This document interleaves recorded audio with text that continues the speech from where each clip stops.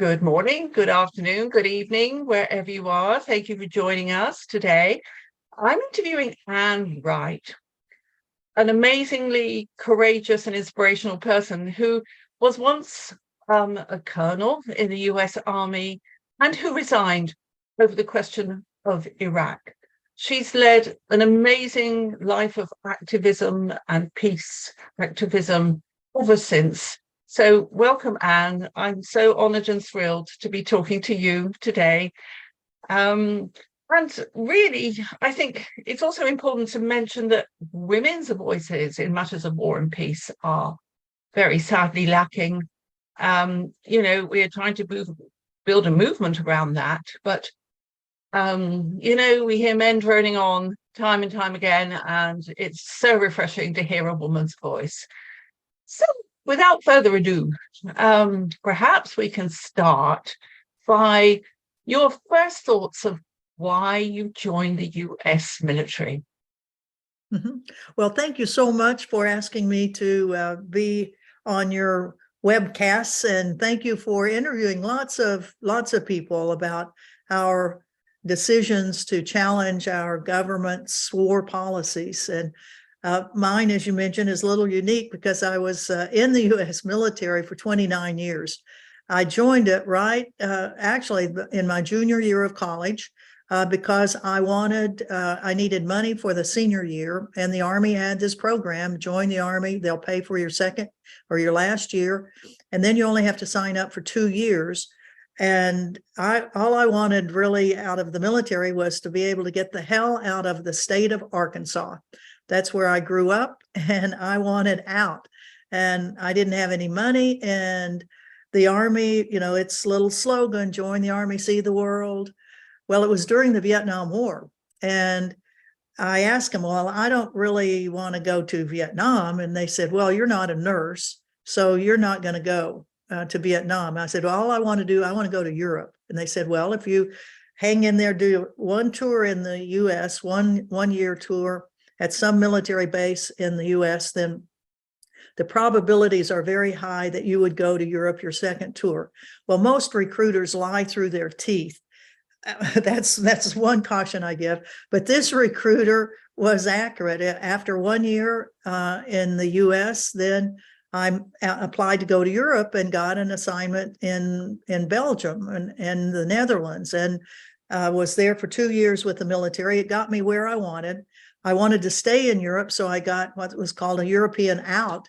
But I stayed in the reserves because I thought, with all these U.S. military bases around, it'll be good to have some sort of little ID card that I can drop in, because I wanted to stay in Europe another couple of years and just do my own traveling. And even though I was not, I wasn't a pro-Vietnam War person, but I wasn't out there on the streets protesting against it. And in fact, in talking to some of my old college friends at the University of Arkansas, we cannot remember any anti-war events at the University of Arkansas in the 1960s, when the rest of the country was erupting.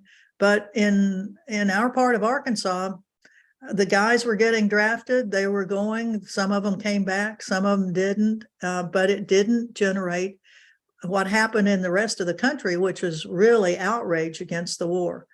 So I ended up going to Europe, traveling around Europe a lot, getting another job with Department of Defense. This was down in Greece for the home porting of the Sixth Fleet into Athens. And I helped develop the school system for military dependents. And all of this just giving me an opportunity to travel in Europe.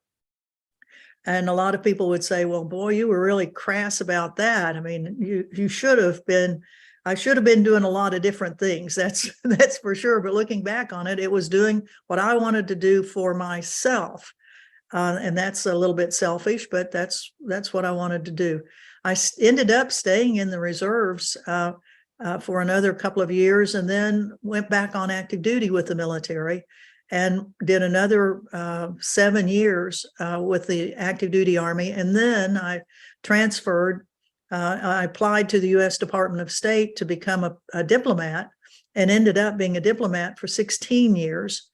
And it was from the diplomatic corps that I ended up resigning 20 years ago in 2003 in opposition to the war on Iraq.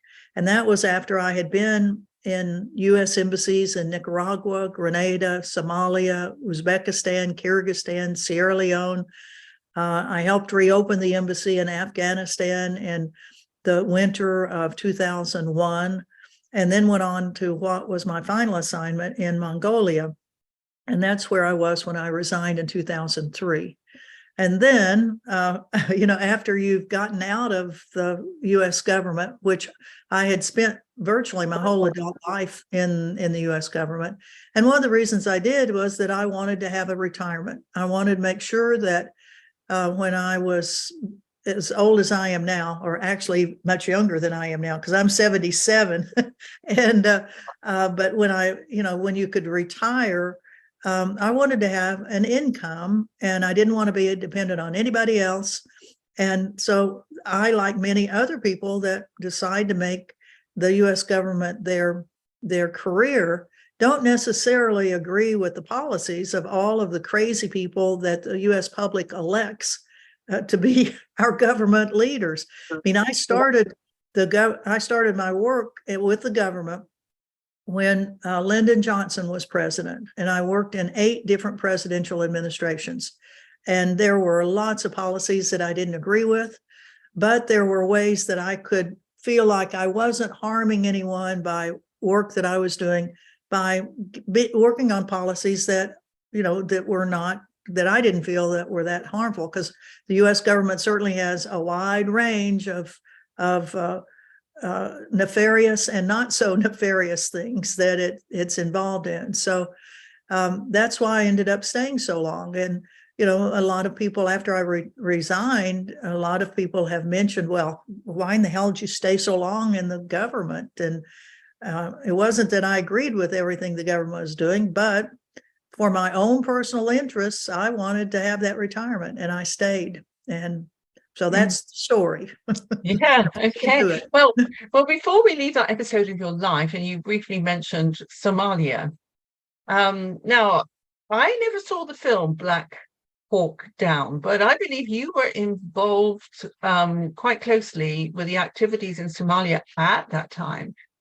And you played a pivotal role in trying to explain to the US government the difference between peacemaking and peacekeeping. And could you just briefly elaborate on how that went? Because, at the end, I think the US just pulled out without much notice, left the country in a shambles, much as it did in Vietnam, and more recently in Afghanistan. They have a policy to start, but not a policy to end. So perhaps you can elaborate a little bit on that. Mm-hmm. Well, I was assigned to the State Department in Washington, D.C. when let's see, which one was it? It was the Bush administration, Bush 1, in the last month that he was in office, decided that he would send 30,000 Marines into Somalia, much to the surprise of most people in the U.S. government, because the U.S. military really had not been sent into any place in Africa at that point. And the decision to send 30,000 Marines into primarily Mogadishu, and the reason was that they rightfully wanted to break the stranglehold that these evil warlords had on the country, and the warlords were stealing all of the humanitarian food aid that was being shipped into the country. There were tens of thousands of Somalis that had died by that point, that had starved to death. In fact, there was a city called Baidoa, City of Death, where tens of thousands just in that place had died. So the Bush administration started first airdropping food supplies into parts of Somalia, and then they decided they would try to break the stranglehold that these warlords had. So they sent the Marines in on virtually Christmas Day. I think it was in 1992, and shortly thereafter, the decision was that we the U.S. government would send not only Marines, but we would send diplomats in and civil service people to help regovern the country was really what it was, to send people in that could help with basic civil duties, like getting the police back on the streets, doing this, doing that. And that's how I ended up going there. I was sent in to be a liaison with the military on the issue of funding the Somali police. I was then seconded, handed over to the UN mission as the US wanted to get out of that mission. They wanted the United Nations to bring in its peacemaking force. But as a part of that, the decision was that a retired US Navy admiral would lead the UN mission. And he said, if I'm getting stuck with this, essentially that's the way he felt about it. If I'm getting stuck with this, I want to have my small core group of US government employees that are going to be working with me, because he had never worked with the UN before. Well, anyway, so that's how I ended up being the head of the Justice Division of the UN operation in Somalia in 93 and 94. And during that time, there were attacks that the warlords made on UN forces and on US forces. And there were attacks that the UN and US forces made on the warlords. And one of them in July of 1994, I believe it was, or 93, that's when it was the US military that just sent helicopters in to blow up a building that they believed had one of the notorious warlords, General Adid. Well, it turned out the military intelligence, as is so often incorrect, was wrong on that. And the people that were in this multi-story building were actually tribal leaders that had gotten together to try to figure out how they could stop the warring factions, the Somali factions and the warring factions of the US and the UN. That US attack by helicopter killed all of the tribal leaders. And when the people of Mogadishu saw what happened, there were hundreds of young Somalis that raced into that building and ended up tragically killing some international reporters that they didn't know who had done what, but they saw these internationals in there. They killed those reporters.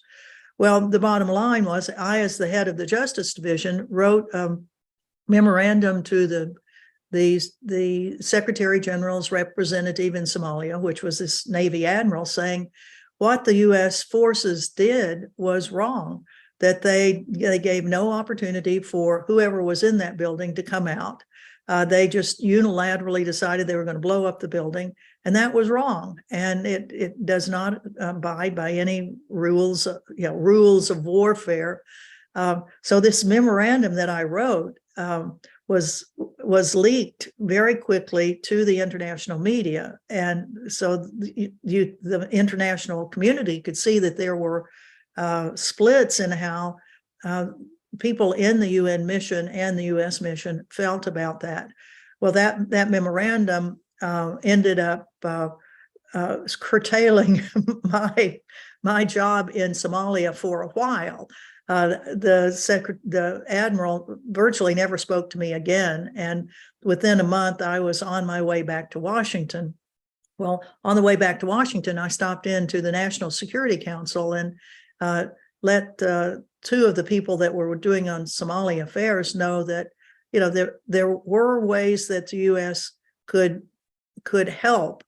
And it was one of them was funding some of the programs that we were setting up, which was training of police, training of helping the judicial system get back on its feet and things like that. But the U.S. had not followed through with funding for these programs. And then when Black Hawk Down happened, I was in language training in Washington, and all of a sudden the door to our little language room opened, and here was the head of all of the language department, and which one of you is Ann Wright? And it was like, you hate to volunteer, but since I was the only woman in the room, it was like, I guess you can figure that one out. They said, something's happened in Somalia. You need to get over at the White House right now to the National Security Council. And went racing over there, and they said, well, we've taken you out of language training. You are now on your way back to Somalia. And how much money do you need for those programs that you were talking about when you came through here about 2 months ago? So we ended up taking the FBI's International Criminal Investigative and Training Service back, because that's the arm of the U.S. government that does international training on law enforcement. And so off I went with a group of folks, and then ended up staying in Somalia for another 4 months. And then it was the decision of the Clinton administration that at a certain point, several months later, that the U.S. was going to withdraw what few U.S. troops had at that point then been a part of the UN mission.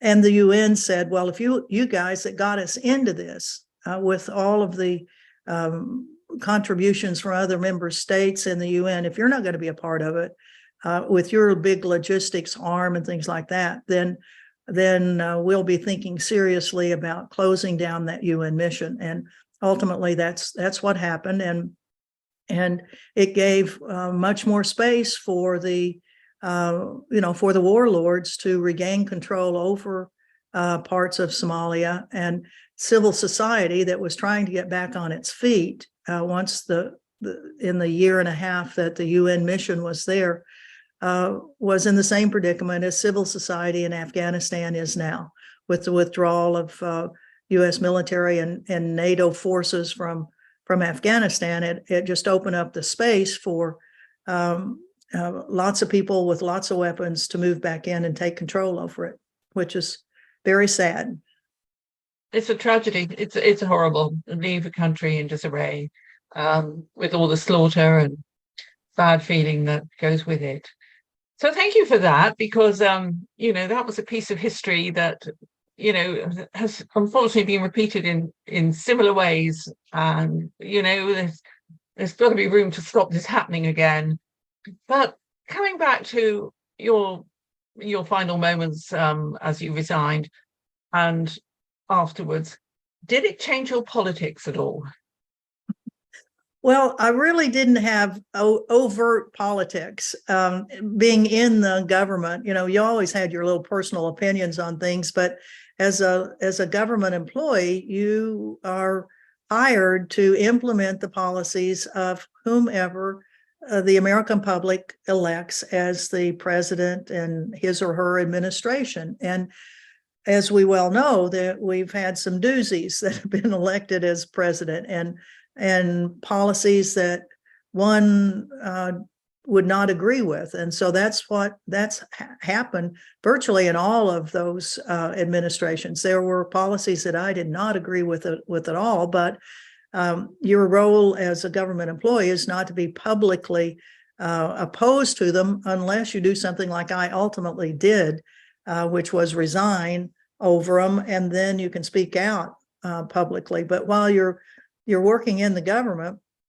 you are not supposed to be criticizing the policies.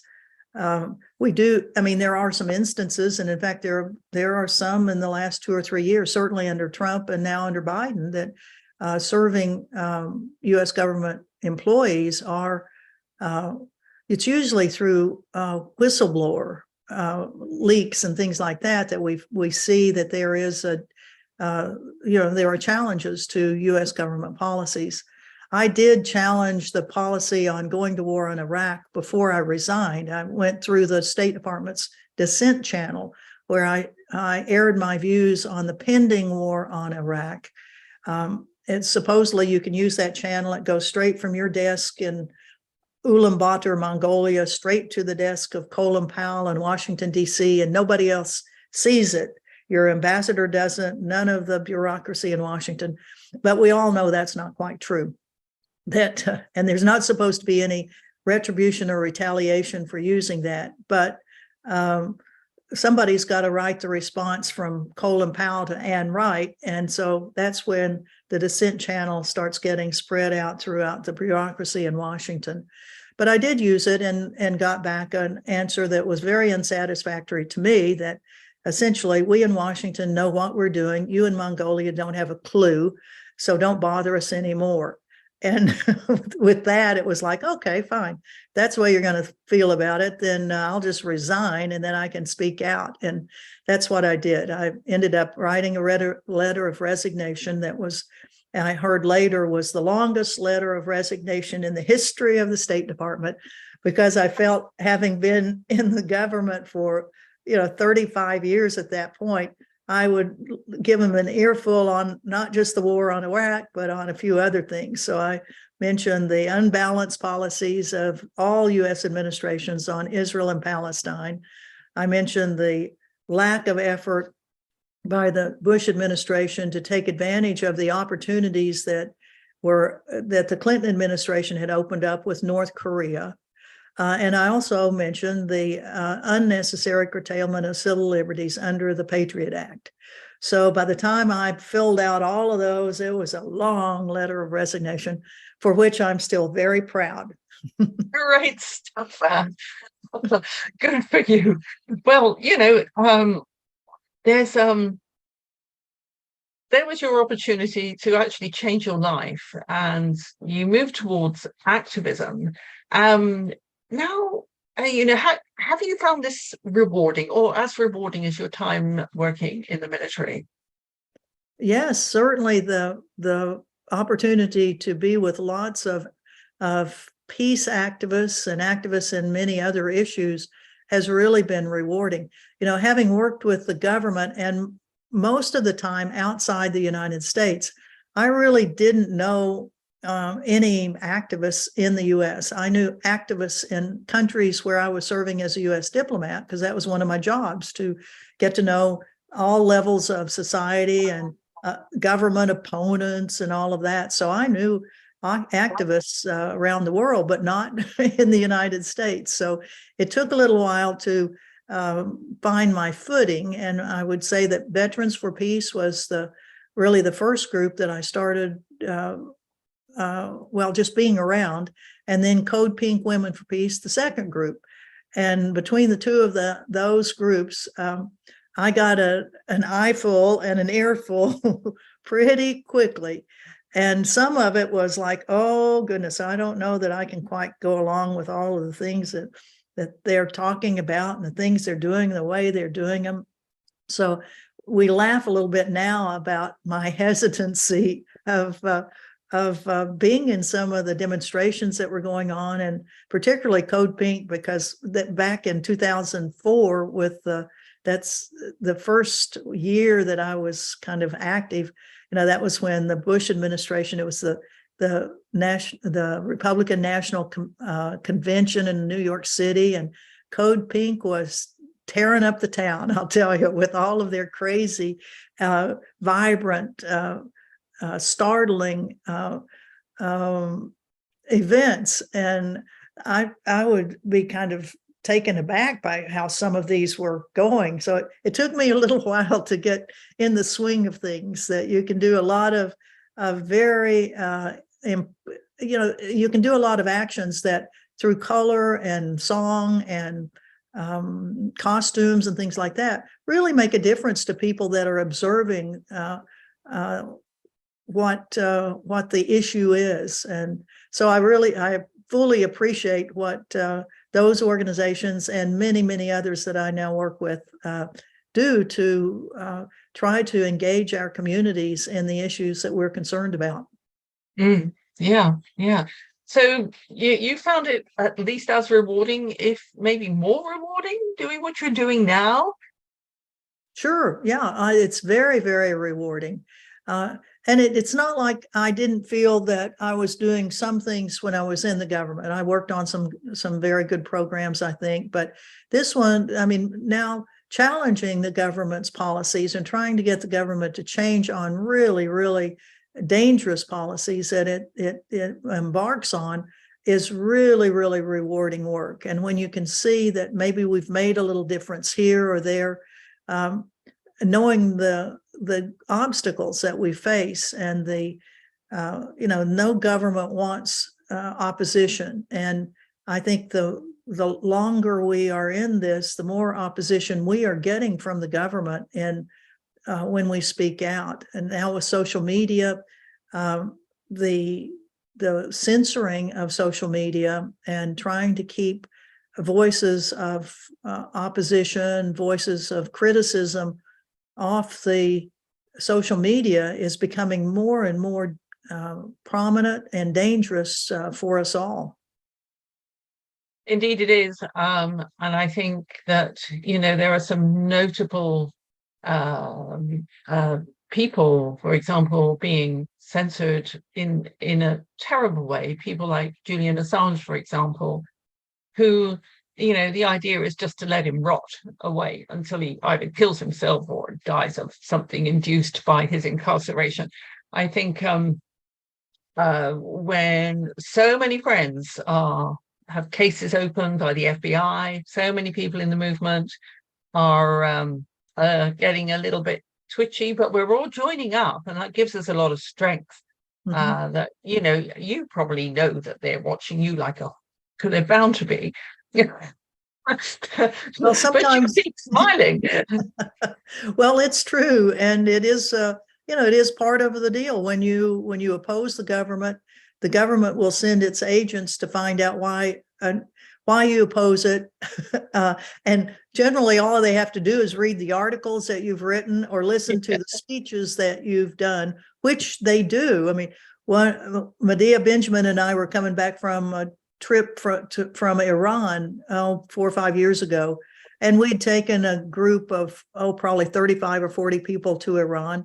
And when we got back into Washington, D.C. at Dulles Airport, in customs, of course, they went through all of our stuff. And then after the customs people had been through, they said, oh, there's another government agency waiting for you. And it was the FBI. And they took Medea to one room, me to another room. And then, well, why were you in Iran? Well, we wanted to take people to go see what was going on there. Any place that the U.S. government doesn't want us to go, we want to go and see why the government doesn't want us to go there. And these two young FBI agents, this may have been one of their first assignments coming out of training, because they really were young. And so they kind of stiffened their back and, what do you mean the government doesn't want you to go there? And I said, well, that's why you're here, because the U.S. government didn't want us to go. And now you're here to interrogate us about what we did. And they said, yes, and we want to know what you did. And I said, well, I see in your little folder, you've got some Xerox material in there. And I think I see one little page that is part of the blog that we wrote every single day about what we were doing there.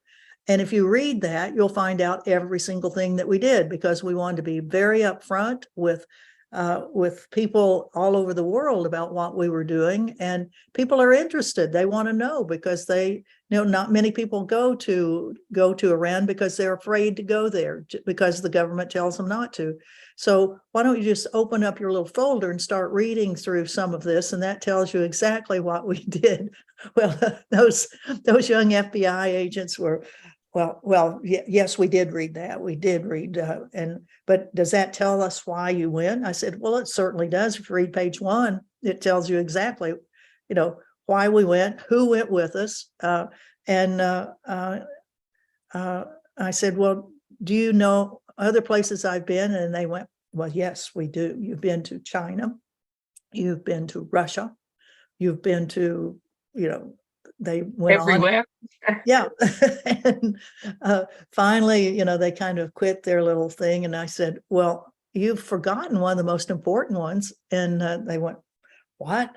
I said, you didn't mention that I've been to North Korea. Well, the two guys just about fell out of their chairs when I said that. I said, and it's because the U.S. government doesn't want us to go there. And I wanted to go see and talk to people. And I went with 30 international women, including 2 Nobel Peace Laureates. We wrote extensively about who we met with, what this our was the walk across the border, was it? Yeah, Women Cross the DMZ in 2015.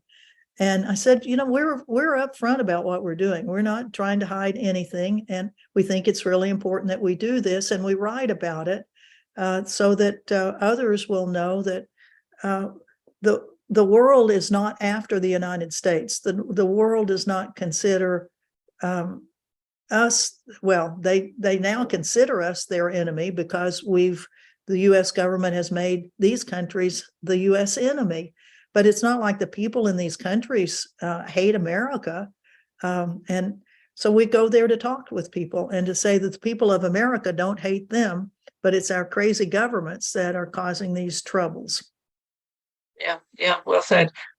Yeah, well, in all these years of activism and so much you have done, it just can't be covered in this particular video. But what would you consider were your high points? Well, I think the international travel has really been, I thought as a US diplomat, I traveled a lot, and I did. But I'll tell you, as a peace activist, I have traveled even more.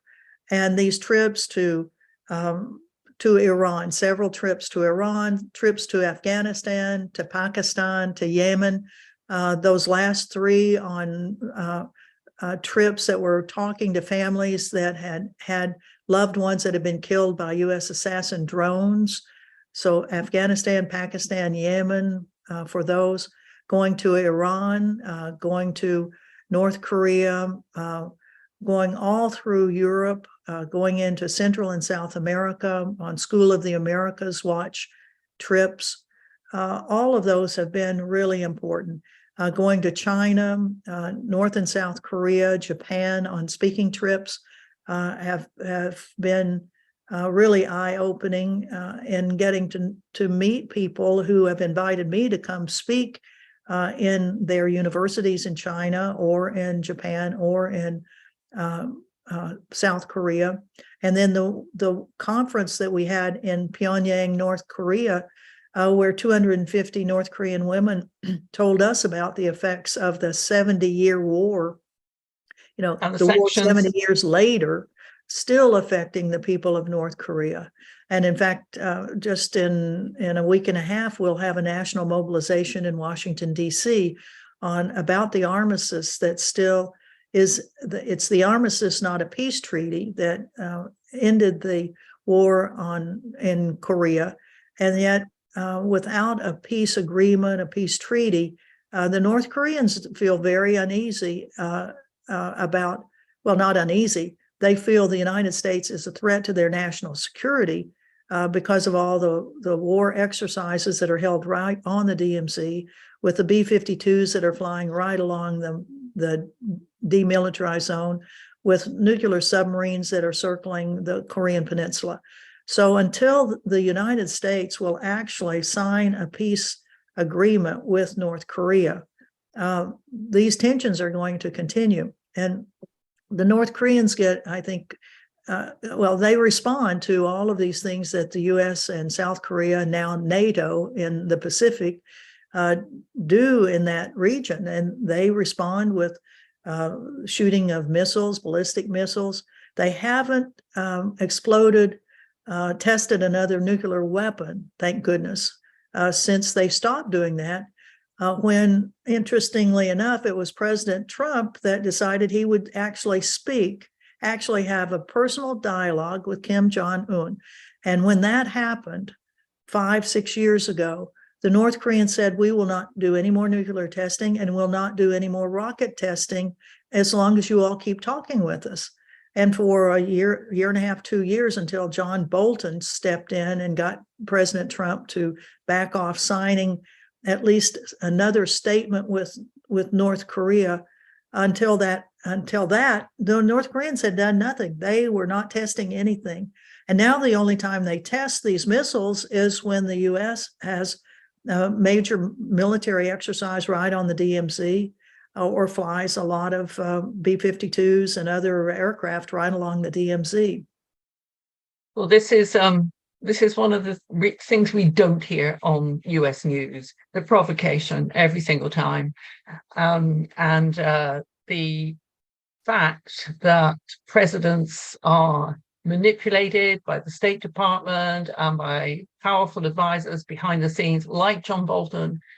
I believe the then President Trump was going to relieve North Korea of some more sanctions as part of the diplomatic conversations that were taking place at the time. And he was persuaded, obviously very heavily, not to do that. And everything fell apart again. Yeah, that's right. And, you know, there's a really interesting book that Siegfried Hecker, who is a U.S. Nuclear scientist and who ran Los Alamos testing facilities for years. He now works at Stanford, but he is an American who has been inside the North Korean nuclear weapons facilities. He's about the only American that's ever been in there. And he's written a really interesting book that just came out last year, which talks about all of the points that things could have gone differently.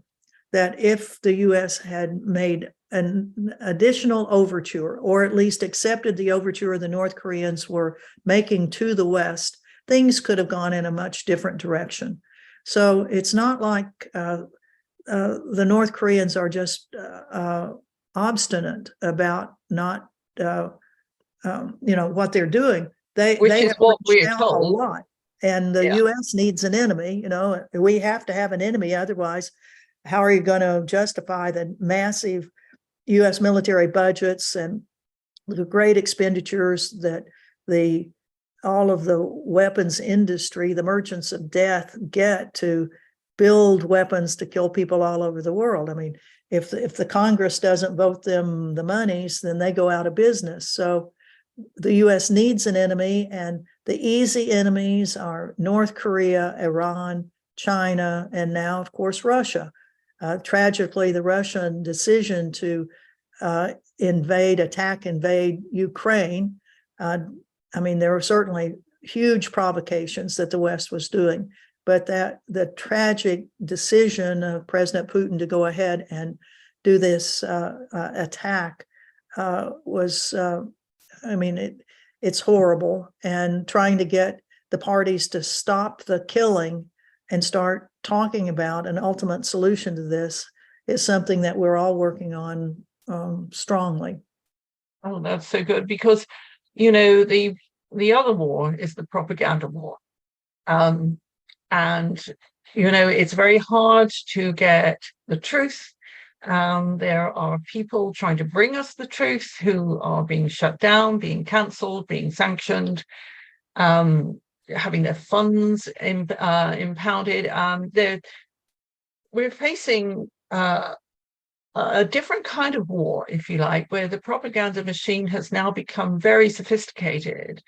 And if we talk about Ukraine, for example, the news that I have coming out of Ukraine is probably completely opposite to the news that we get on mainstream media. And this does not help stop the killing. This just makes it more likely. And my understanding is that the US presence in Ukraine, in the build up to this, since the Maidan coup, and before that, of course, in the Orange Revolution, the US has been influencing Ukraine to move to the right, to move to this uber nationalism, and giving it a green light, if you like, to carry on in this way in order to polarize people's thinking. And our thinking is also polarized. It's a nonsense, really. Mm-hmm. But how do you see us combating this level of propaganda? Well, I'll just mention an incident that happened on Friday where Newsweek magazine published an opinion piece called the something like the Stooges of North Korea. And it was a hit piece on women cross the DMZ, on me personally, name by name, and several other groups that work for peace on the Korean Peninsula. It was written by a guy named Lawrence Peck, who ever since 2015 when we went to North Korea, he's had the knives out for us. He has written horrible, horrible things. And this opinion piece that Newsweek published without even contacting us to say, are any of these allegations that this guy writes true? Do you want to respond to them? They just went ahead and published it, and it's a libel suit ready to go. I'll tell you, it is horrible, just horrible. So we've spent the last 2 days writing up our responses to it. But it's, it's just filled with falsehoods, inaccuracies, allegations, smears on reputations, and this is the way things are done now. That if this guy is not working directly for the U.S. government, we know he is working for a very rich Korean American woman that has been for war on North Korea for a long, long time. But the way this piece is written certainly indicates that this guy has leanings into CIA propaganda, in my opinion. And so we have pushed back. It hasn't come back out in Newsweek. We haven't gotten a response from Newsweek for our emails back to them, complaining bitterly and strongly against their unprofessional publication of such outrageous lies. But that's just one instance of what people are dealing with. And as you mentioned, I mean, organizations have had bank accounts closed down. It's really it's a difficult time right now, but it's a time that we must stick together, that we must publicize on behalf of other people what they are going through, because it will happen to you. And we have to all work together to push back against the government on this. Absolutely. So, coming towards the end of our interview, now, there are a lot of people who are thinking like you, but for one reason or another don't act. There are a lot of people in the military who are very, very unhappy with what is going on, but for whatever reason don't act. And then there are those who are just thinking of acting, but are a little bit afraid because the machine of the government, the FBI and so on, is doing its job and stopping you speaking out. In other words, quashing your freedom of speech, which is, in this country, of course, against First Amendment rights.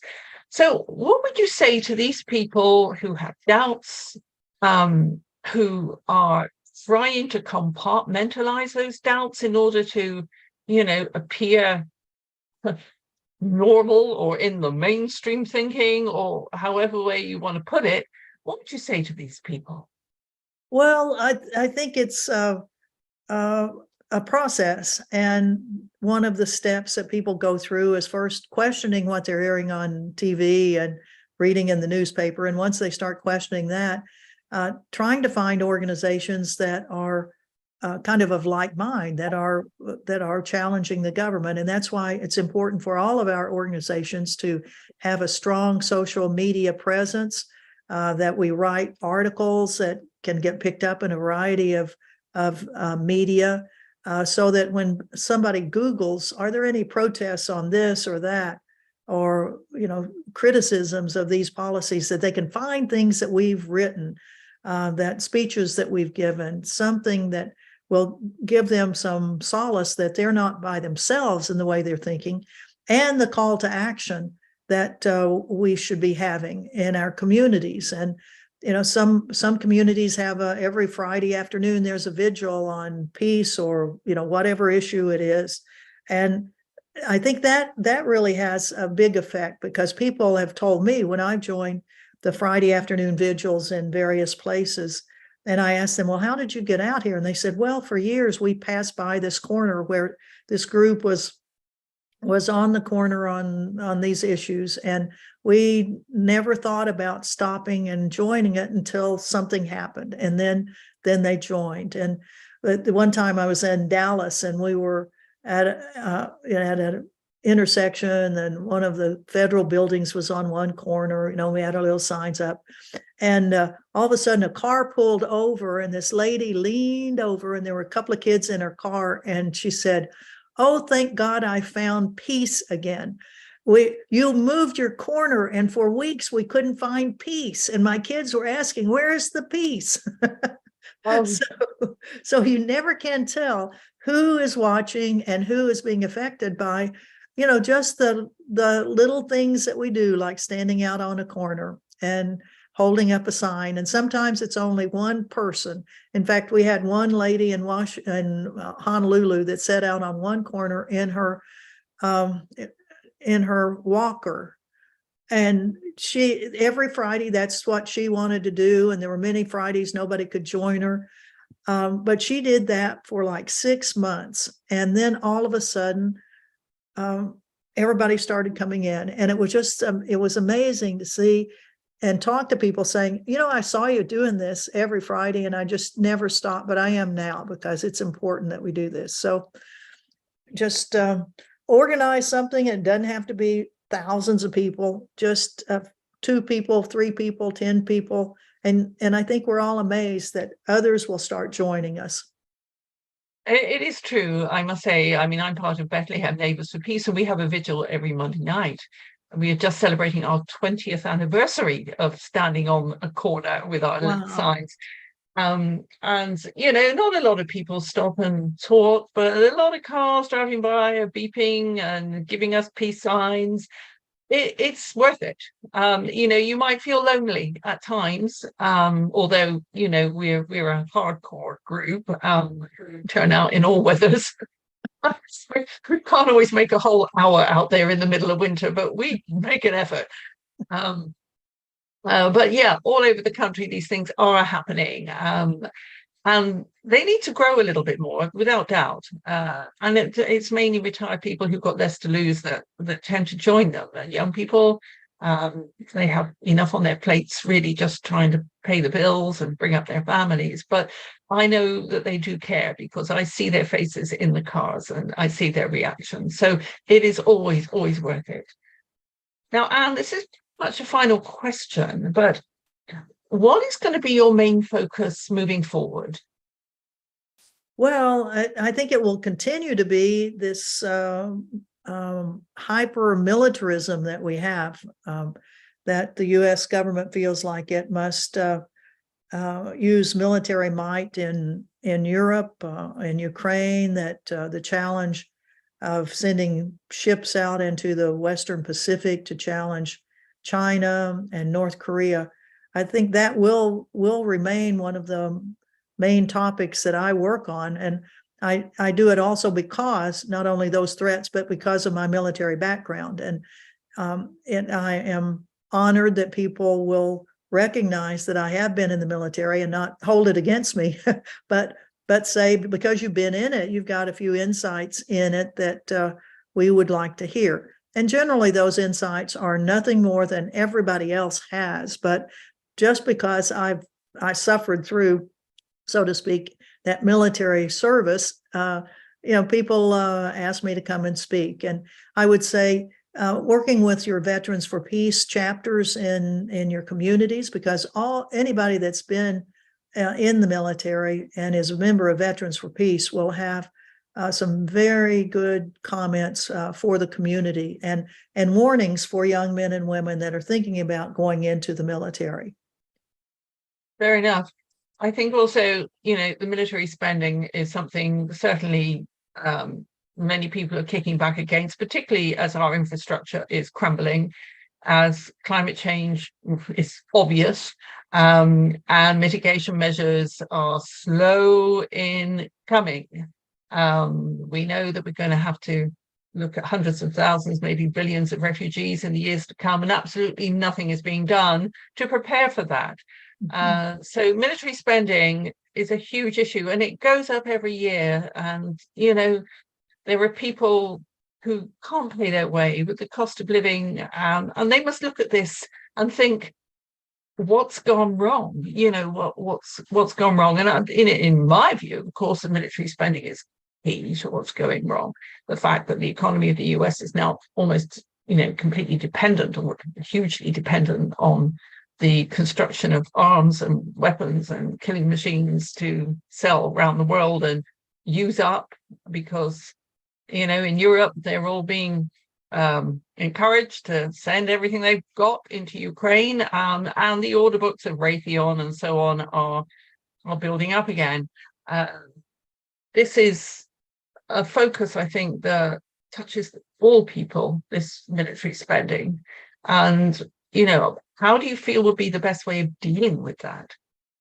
Well, I think certainly keeping on challenging it in every way we can. And with the presidential elections coming up and town hall meetings that are being held in every state, making sure that we bring up the issue of the huge military expenditure, wars, and things like that. I think that's really our kuleana, our responsibility to do this. And with the elections coming up, we have an opportunity to at least get a little bit of media attention if we go to these public events where the candidates are going to be. Okay, yeah, that is a very good opportunity, and obviously also encourages people to get involved in their local activities and their local election programs. And I suppose really we can't really leave the interview without talking about NATO. You've recently been on a conference in Brussels with Global Women for Peace Against NATO. And really, if you could comment on your feelings about NATO, where it's going, and how to curtail its excesses. Well, yes, I was a part of the NATO, anti-NATO events, as you were last year in Madrid.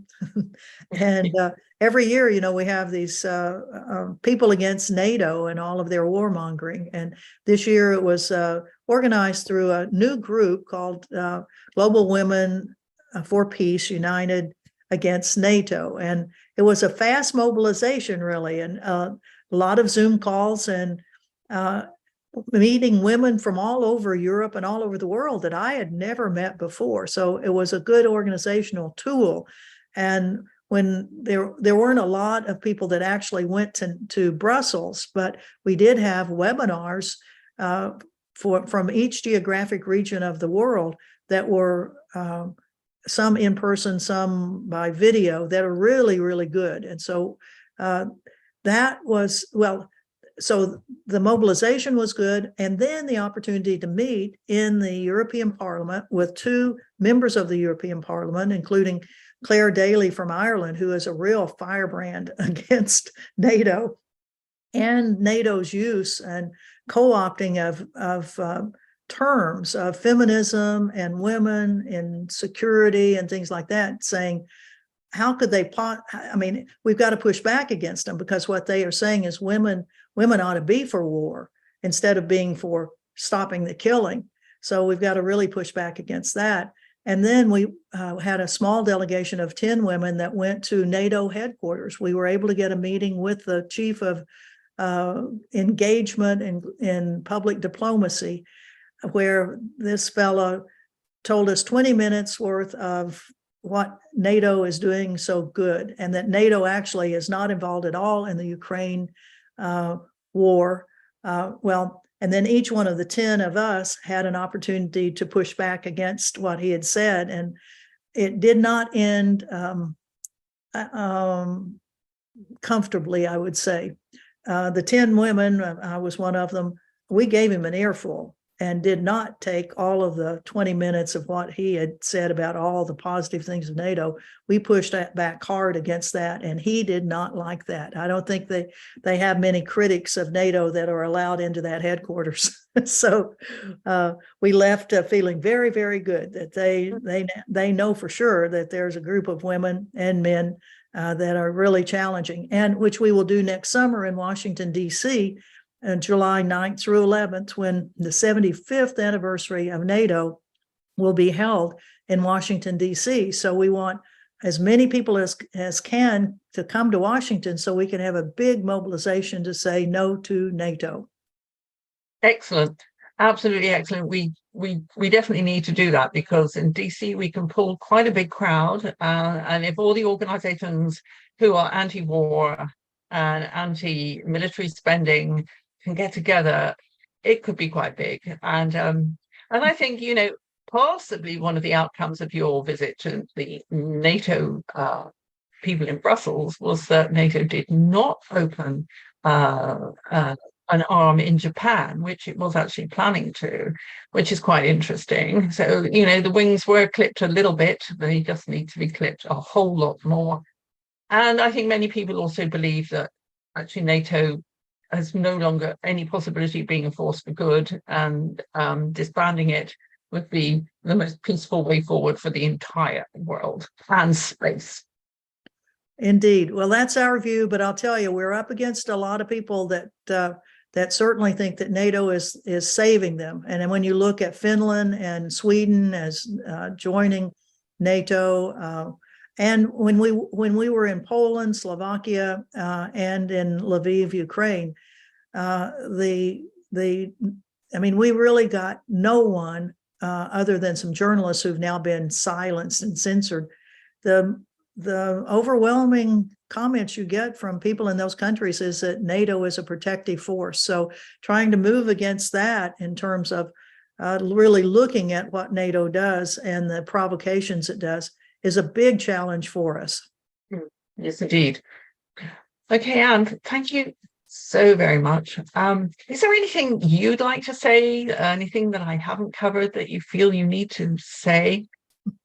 Well, there's a lot of different issues to be working on. That one of them is solidarity with Palestine, and I'm part of the Gaza Freedom Flotilla. In fact, I met our boat that we have this year called the Hondola. I met it in Liverpool, England, and it's on a 15-port visit around Northern Europe this summer, and then we'll take the boat down into the Mediterranean next year and actually physically challenge the Israeli blockade of Gaza, and hope to have more boats that will be joining in this. So that's one of the issues, and the never-ending struggles on racism, on police violence, and things like that. So lots of things for us to keep working on, and we all feel better about it. I think when we do work on it, we feel like at least we're doing something rather than sitting and worrying and wishing other people would do something. If we do it ourselves, then we'll feel better about it. I totally agree with you. I found activism so rewarding that I'm actually doing something that I can help organize some really good people. And, our outcomes may not be exactly as we want, but that's never going to stop us. That's right. Never So, stop. Never stop. Well, I'm right. You have had a Peace Prize from the US Peace Memorial Foundation. You've written a book, Dissent, Voices of Conscience. You've written numerous pieces of work across the internet, and until Google finally censors you, I advise people to go and find some of that body of work that is available in the public domain. Thank you so, so very much. It's been such a pleasure to interview you, and well, power to you and peace. Peace, and thank you so much, Pippa, for zooming right ahead with all of these. We really appreciate the work that you're doing. Thank you as an author and an interviewer and a writer yourself, and a great activist. Hold the line. Hold the line.